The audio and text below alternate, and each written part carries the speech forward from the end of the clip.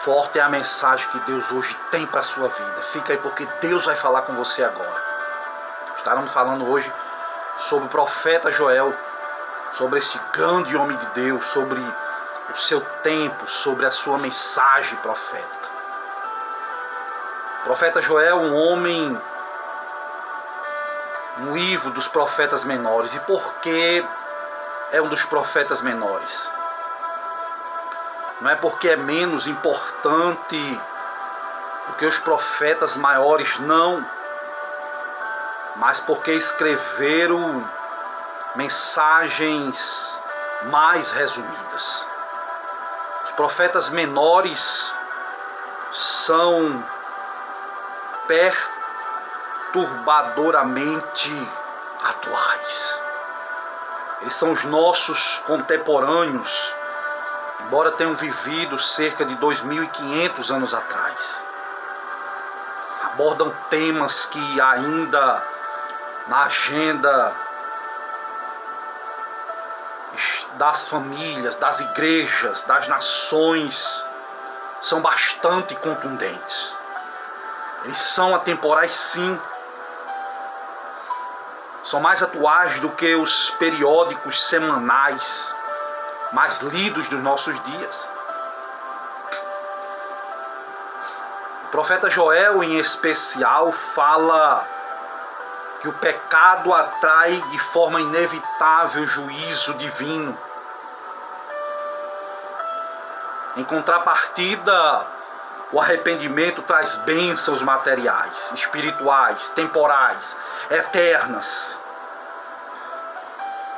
O nome do profeta é mencionado apenas 2 vezes na Bíblia.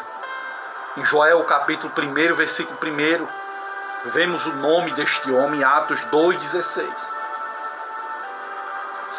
Você sabia que na cultura hebraica o nome tinha uma conexão muito forte com a vida? Os pais escolhiam o nome dos seus filhos não pela beleza sonora, mas pelo significado espiritual. Joel significa o Senhor é Deus. Vemos 2 verdades importantes neste nome. Primeiro, o Senhor. Vemos a singularidade da pessoa de Deus. Por quê? Porque não há lugar para vários deuses. Não, o politeísmo é uma criação da mente humana e não uma revelação divina. Segunda verdade que eu vejo no nome do profeta Joel é que nós vemos um Deus soberano. O Senhor é Deus. É o Criador do universo. Ele é o Senhor. Ele é o que governa sobre tudo, sobre todos. Ele é o Deus que governa a natureza, as nações, que tem as mãos sobre as rédeas da história. Joel é tido como um João Batista do Antigo Testamento. A verdade é essa.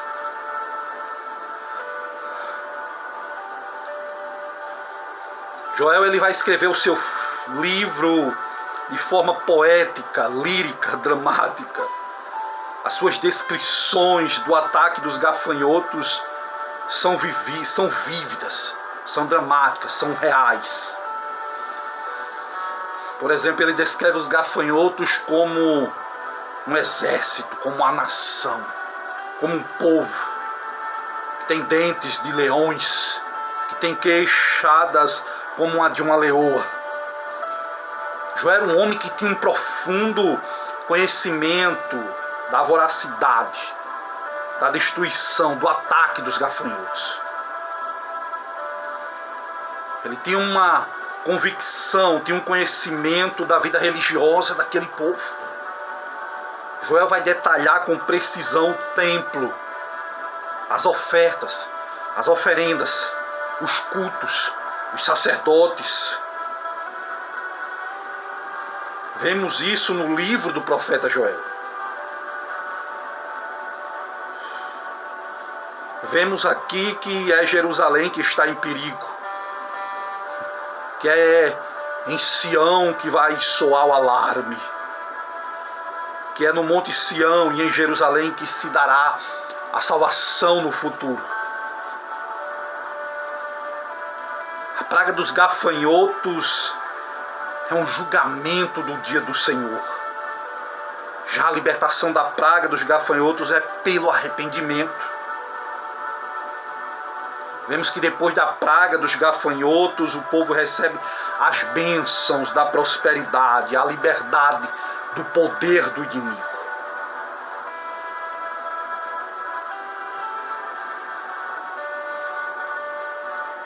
A verdade é que o livro se divide em duas partes. Vemos o pronunciamento da ira de Yahvé, pela qual ele executa a maldição do pacto. A segunda parte vemos que é introduzida pelo amor de Deus, que o leva a procurá-lo, a defender e fazer prosperar o seu povo. As principais ênfases do profeta. Em primeiro lugar, sabemos que o pecado atrai o juízo divino. Vemos o profeta falando acerca da praga dos gafanhotos. Joel vai falar da seca, do fogo, que são calamidades que atingem a terra, que atingem as plantas, as fontes, o gado, os homens, o culto. Essas calamidades não são apenas catástrofes, tragédias naturais, mas o próprio juízo divino.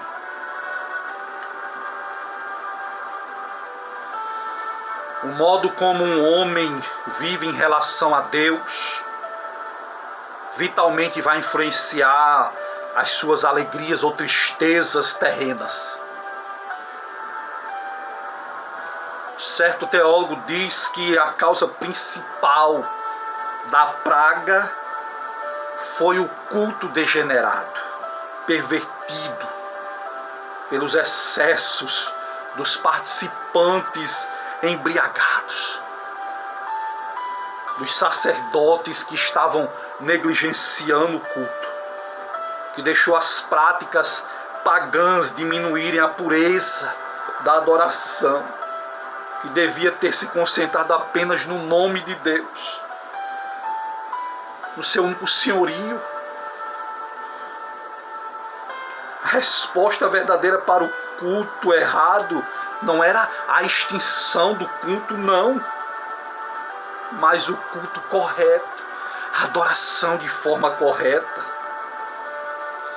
Em segundo lugar, vemos quando o povo da aliança desobedece, Deus o disciplina. Deus é um Deus que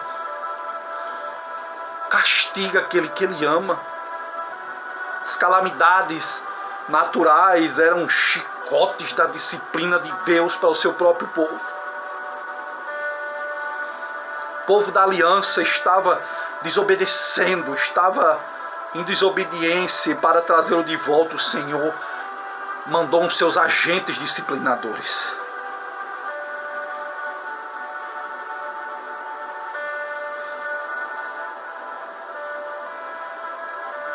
Em terceiro lugar, vemos o arrependimento sincero. Ele suspende e traz de volta a restauração. Se o pecado produz calamidade, o arrependimento é o portal da bênção. Quando o povo se volta para Deus em lágrimas, Deus se volta para o seu povo com bênçãos materiais, com bênçãos espirituais. O chamado de Deus não é arrependimento, e novamente arrependimento, mas arrependimento e frutos do arrependimento. Não basta suficientemente rasgar as vestes, é preciso rasgar o coração, é o que Joel diz. Deus não aceita um ritual de quebrantamento, Ele espera um choro sincero, cujas lágrimas como torrentes quebram a dureza do coração.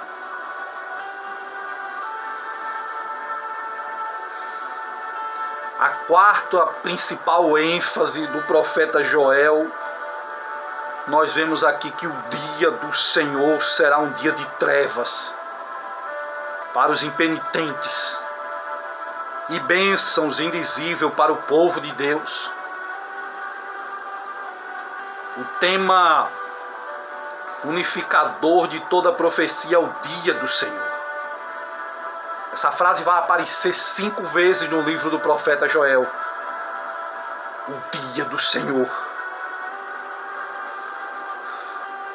O dia do Senhor será um dia de juízo, de vingança para os impenitentes e também uma recompensa para os salvos. Um dia de luz, mas de trevas. Um dia de condenação, mas também de salvação. A ideia de um grande dia de juízo sai da mão de Joel tão perfeita que os seus sucessores, Amós, Isaías, Malaquias, passam a adotar este mesmo conceito, o dia do Senhor. As calamidades históricas são símbolo de como será o castigo do dia do Senhor. Dia de trevas, de escuridão.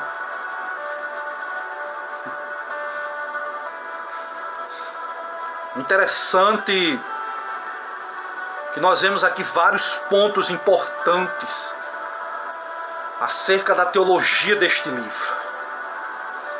Um dos pontos importantes é que nós vemos que a soberania de Deus sobre a natureza. Joel é um livro teocêntrico.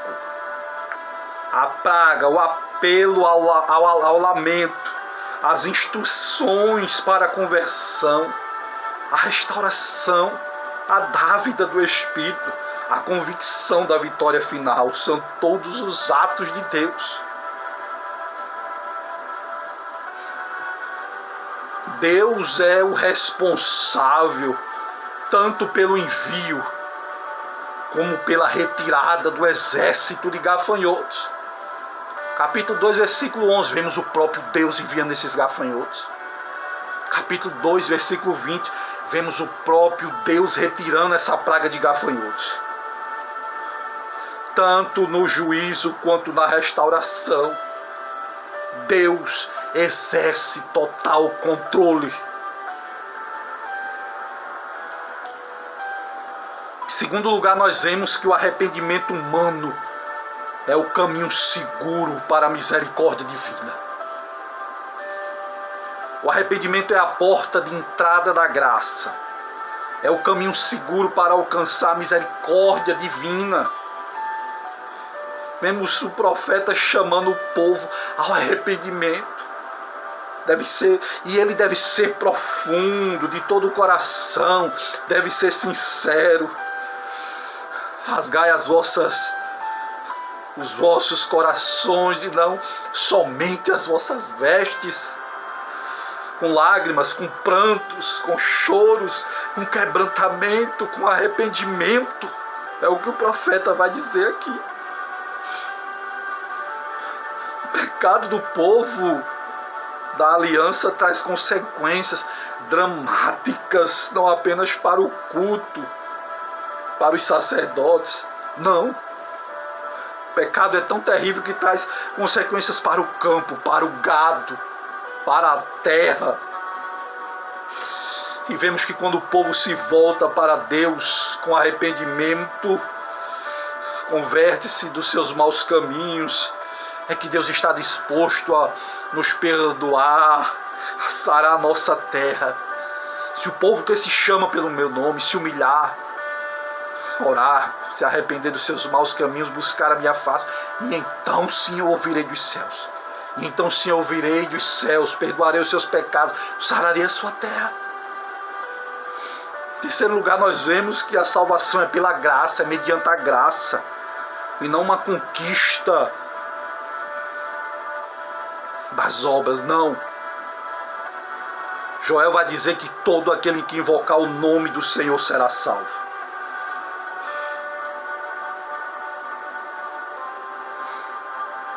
O apóstolo Paulo aplica esse mesmo princípio a todas as pessoas, de todas as raças, de todos os lugares, em todos os tempos. Capítulo 10, versículo 3 aos Romanos. Em quarto lugar, nós vemos que os líderes espirituais precisam ter discernimento do seu tempo, chamar o povo para o arrependimento. Os sacerdotes são ministros de Deus e eles devem saber interpretar as causas dos problemas que afligem o povo e chamar esse povo ao arrependimento, dando-lhe exemplo. Não basta chamar o povo ao arrependimento, tem que ser exemplo. Joel sabe que a desobediência ao pacto traz maldição, enquanto a obediência produz bênção. Deuteronômio 28. Em quinto lugar, nós vemos que Deus, o Deus da aliança, é o Deus da restituição. O arrependimento traz a suspensão do castigo e a volta das bênçãos de Deus. Quando o povo se volta para Deus em arrependimento, Deus se volta para ele em graça, lhe restituindo tudo aquilo que o inimigo havia levado. Deus dizendo: e eu vou restituir os anos que foram perdidos, os anos que foram devastados pelos gafanhotos. A restauração divina alcança a terra, meu amigo, o campo, as fontes de água, os animais, o homem, o templo, o culto. Tudo que estava morto pelo pecado recebe vida pela conversão. Que livro profundo, que mensagem tremenda o profeta traz. Em sexto lugar, nós vemos que o derramamento do Espírito é uma promessa segura, abundante para o povo de Deus.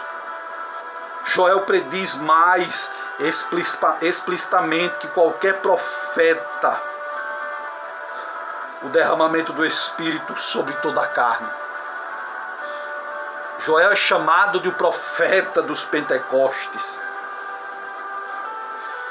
O derramamento do Espírito é uma promessa segura, abundante de Deus. O interessante é que depois que o povo acerta a vida com Deus, é que o Espírito Santo é chamado para ser derramado. E essa profecia cumpriu-se no dia de Pentecostes.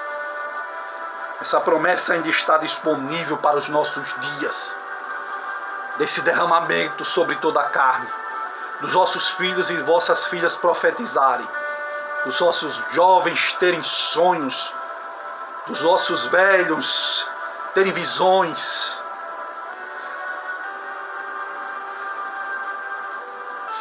Em sétimo lugar, vemos que o dia do Senhor é um dia de julgamento.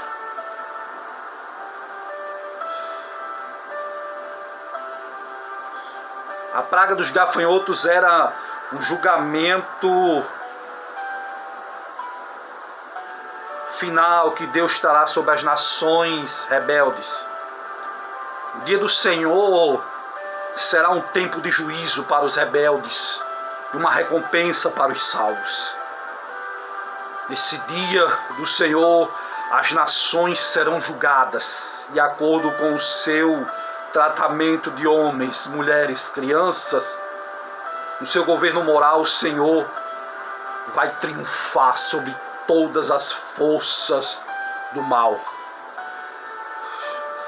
Amós diz que o dia do Senhor é um dia de trevas e não de luz. Chegará um dia em que as pessoas buscarão a palavra por todos os lugares. Haverá uma fome não de pão e nem uma sede de água, mas de ouvir a palavra de Deus. Buscarão do Oriente ao Ocidente ouvir a palavra de Deus.